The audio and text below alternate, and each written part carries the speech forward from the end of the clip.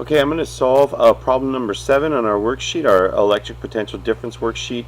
Number 7 has 3 parts, and I'm going to do them all together. I'm going to do 7A, B, and C. It says 2 plates have a potential difference of 6 volts and are 20 centimeters or 0.2 meters apart. If 0.15 coulombs of an electric charge is moved between the plates, find the amount of work done. And then B is force exerted on the charge, and C is electric field. So let's start with work. And here's a little picture of the diagram of these 2 plates, and it wants to know first the amount of work done in moving the charge, and it moves the charge across this distance, 0.2 meters. So let's go to Sketchpad.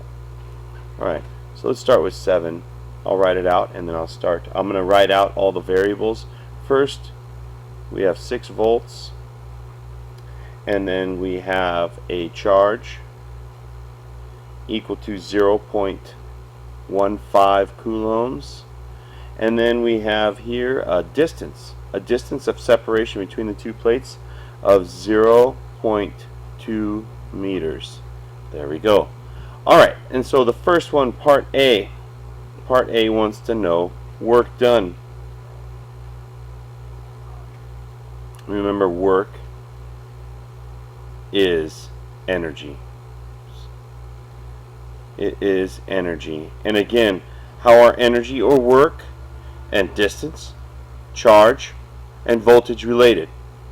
Well, I know that energy, charge, and voltage are related by voltage, but I also know that work is force times distance, but we're only given a distance there. So on this particular problem, you start with voltage, because voltage tells us that it is energy. I'm going to use joules, or J, for energy, and coulombs for charge. It is joules per coulomb. Voltage is equal to joules per coulomb. And just so happens that we have our voltage and our charge, and so I can solve for joules in this case here. If I rearrange and I multiply by the charge on both sides, which is the coulombs, gets rid of those, and it leaves you with voltage times the charge. So the energy, or the joules, is going to be voltage times the charge, and I'm just going to substitute in.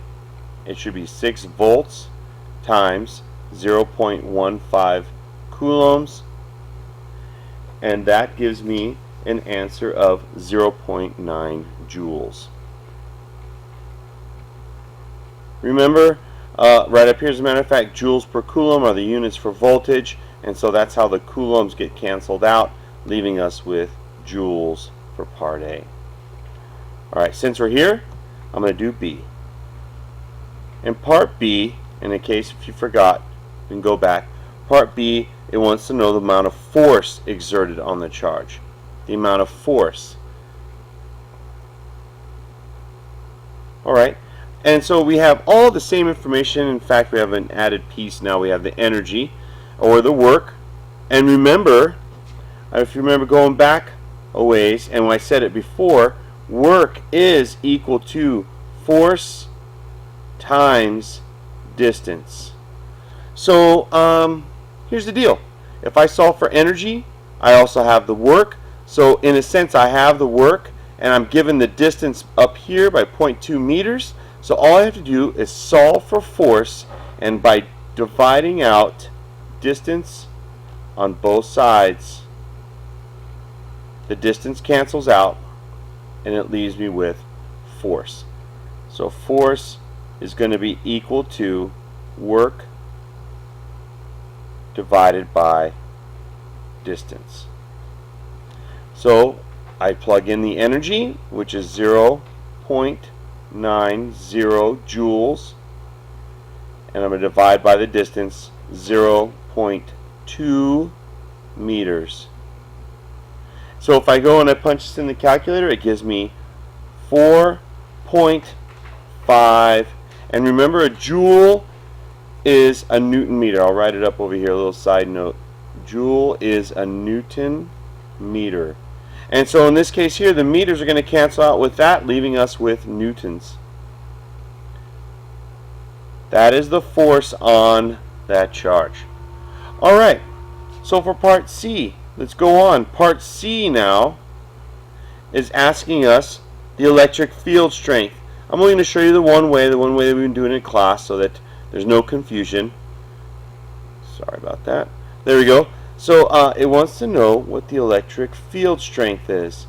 And remember, electric field strength is the force over charge. So there we have it. We have the force on that charge, which is 4.5 newtons, and we also have the charge all the way back up here, 0.15 coulombs.